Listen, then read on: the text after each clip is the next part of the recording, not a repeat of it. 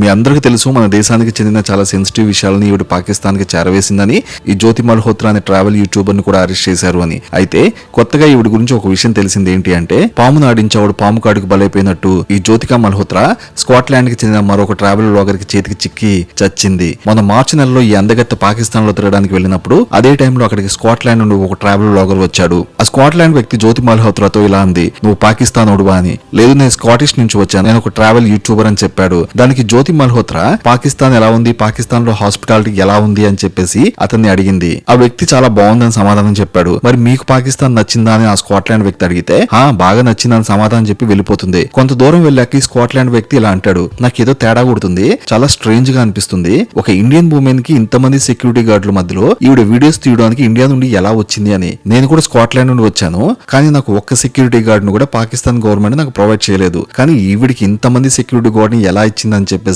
ప్రశ్నించాడు. ఒక తెల్లోడికి వచ్చినంత అనుమానం ఇన్నాళ్ళు మన వాళ్ళకి రాకపోవడం మనలో ఉన్న నెగ్లిజెన్సీ కనిపిస్తుంది. అయితే ఒక కన్నడ యూట్యూబర్ పాకిస్తాన్ లో ఇలాగే యూట్యూబ్ వీడియోస్ తీయడానికి వెళ్ళినప్పుడు అక్కడి లోకల్ పోలీసులు ఇతనికి ఒక సెక్యూరిటీ గార్డ్ ఇచ్చి ఇతన్ని అబ్జర్వ్ చేయమని ఇచ్చి పంపారంట.